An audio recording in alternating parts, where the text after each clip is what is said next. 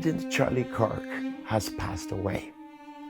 He was a man of immense courage, a steadfast defender against falsehoods, and a champion of verity and devotion.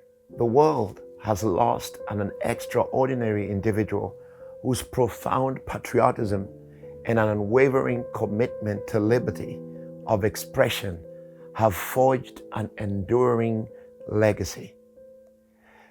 Charlie's pronouncements served as a guiding light of honesty, bravery, and resolve. This brutal act of aggression stands in stark opposition to the values of America. Now, as believers, we find solace in knowledge that Charlie is immediately united with the Lord the moment the projectile struck him. For Christians, the promise of eternal life through Christ offers a profound hope. Death, in an earthly sense, is not an end. While his physical form may have interred, the spirit for those who have embraced Jesus resides eternally with God. Let us extend our fervent prayers for his wife and young offspring, beseeching divine strength and comfort for them in this trying period. My earnest supplication is that the sacrifice of Charlie will become a potent catalyst for spiritual awakening, inspiring countless souls, both men and women, to emerge from the ashes of this profound sorrow and carry forward the torch of zealous evangelism. 2 Timothy chapter 3, from verses 2 to 5, a profound snapshot of humanity during the end times is unveiled, depicting a pervasive internal corruption. This passage highlights a defining attribute of individuals in this era, an overwhelming fixation of self, which consequently breeds an existence characterized by insatiable desire, a relentless pursuit of material gain, and a chilling absence of compassionate understanding for others. A recent tragedy unfolded on a train where a young woman met a brutal end. Disturbingly, onlookers stood by, their indifference a stark contrast to her life ebbing away.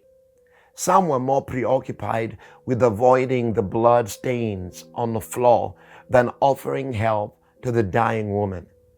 This incident paints a grim picture of our society, revealing a chilling descent into apathy, a hardening of hearts, and a pervasive wickedness.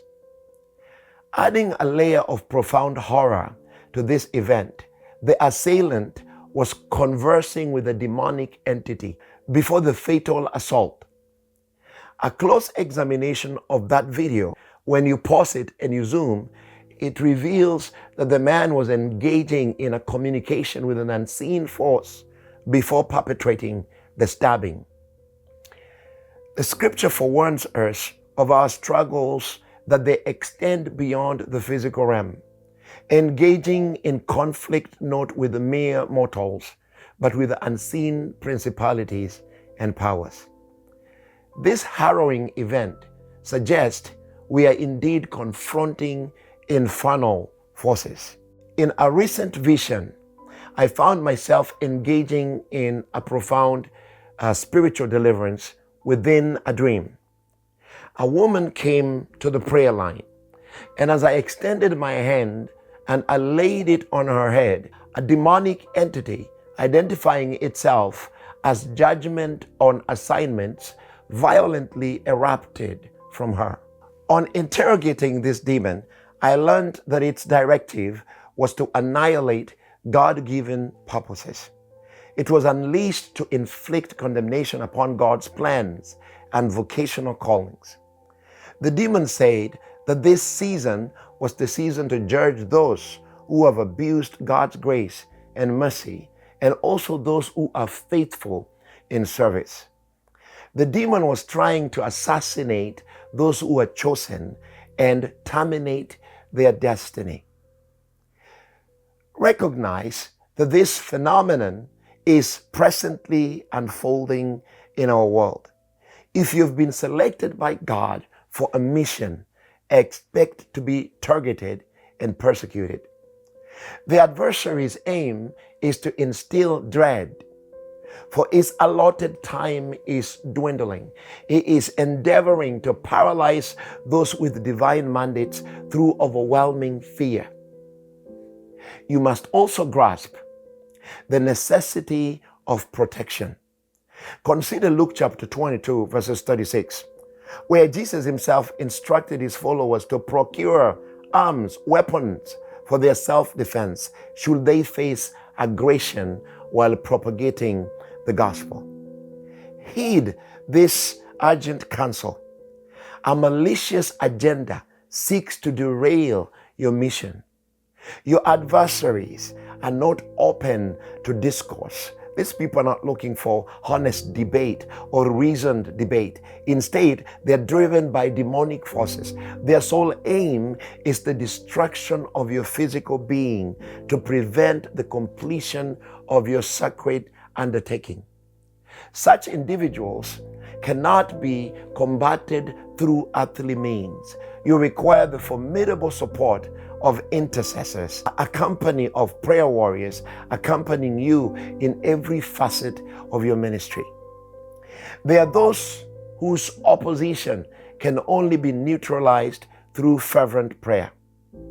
Brother Charlie, for instance, desperately needed a shield of intercessors, not merely physical protection from security guards. That is needed, but you also need intercessors.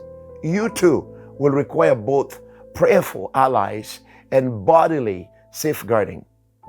Our struggle transcends carnal realm.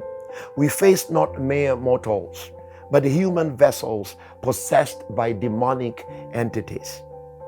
Listen, if you bear a divine calling and possess a prominent voice, I implore you to integrate intercessors into your support structures alongside your provision for security.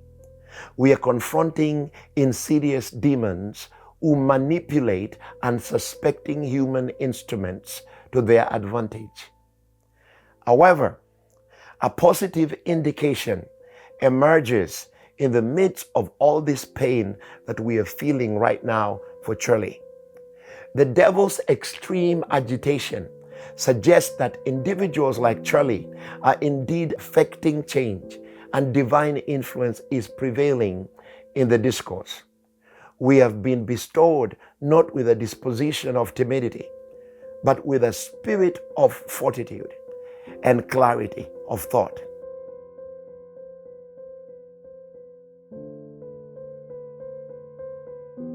I have another question. Okay. So, how many phases are in the menstrual cycle? Do you know? Well, I'm not a woman, so enlighten me. So there's 4 stages of the menstrual cycle, okay? Ovulation, I'm gonna go in order. Menstruation, follicular, ovulation, and the luteal phase. During which of those phases can a woman be pregnant? When can she get pregnant? Which of those phases? During ovulation. And luteal, yes. So I already could know tell the you answer from to this experience, question. but yeah. So I know the answer to this question. Have you ever had a menstrual cycle before? No. Okay, great. So knowing that, and you just saying, I don't know the phases of the menstrual cycle, which I don't blame you for being, you don't have that. So then, knowing this, you don't know everything about the female reproductive system, how are you going to make legislation to hurt women and women's rights? Are men allowed to have opinions on abortion? You can have opinions on abortion, but what I'm saying is, how are these men going to create this legislation? Got it. So, men are allowed to have opinion on moral matters too, right? Right. Got it. So if I was a male OBGYN, is it okay for that person to make issues of legislation? Well, they're educated. They understand. They are educated on the female reproductive system, so they can. So if I don't know everything intimately about the female reproductive system, sit down and shut up, you're a man. No, that's not what I'm saying. You can have an opinion. That's kind of what It's you're all right saying. if you have an opinion. I'm saying it's not all right if you don't understand how the female reproductive system works. Pop quiz. When does heartbeats begin for babies in utero? Have you ever eaten an egg before? That's yes or no. Have you ever eaten an egg before?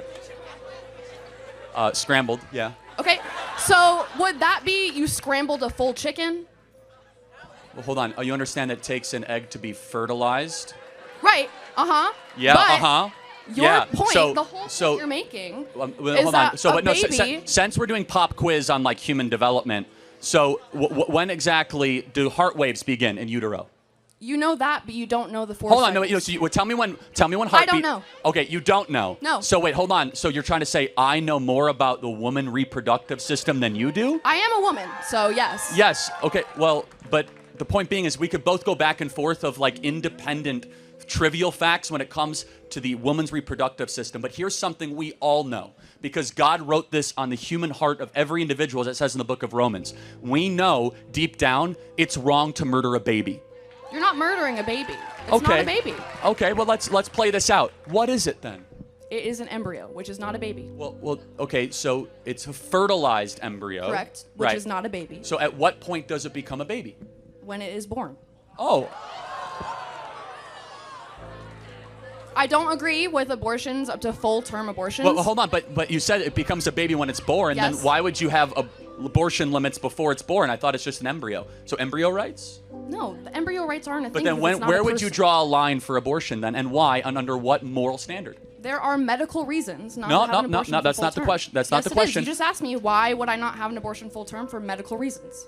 Okay, so at 29 weeks, the baby is nearly fully developed, can recognize the mother's voice, has a heartbeat, has brain waves. Is it okay to abort that baby? I don't like. It's not okay, but you're gonna say it's okay to have an abortion then. Like, I don't understand what you're trying to say. I'm It's not okay to have an abortion ever? How Correct. about like 3 Yes. weeks in? Correct. No Right. abortion. Correct. Why?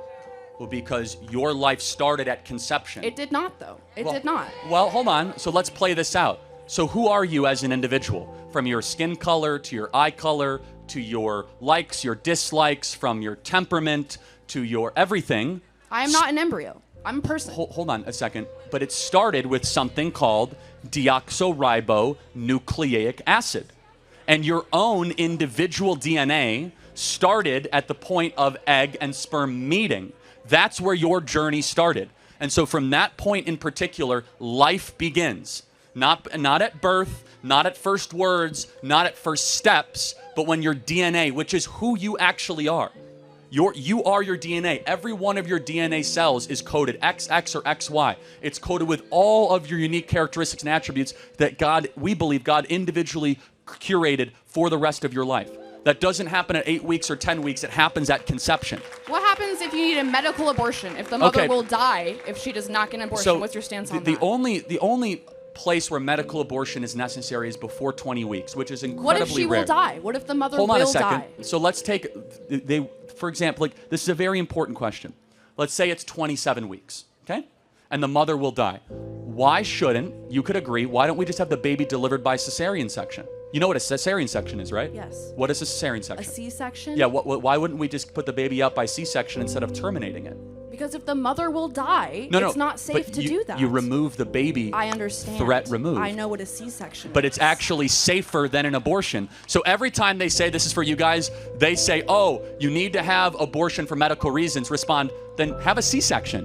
What if you're not able to have a C-section? What if you are on your deathbed? You need to have an abortion right now. Well, again, but And it's illegal. You guess what? can't, so you have to die. First and foremost, C-section is safer, C-section is quicker, and a C-section saves both lives. A C-section The takes... baby is already dead, you just said. No, but even... No.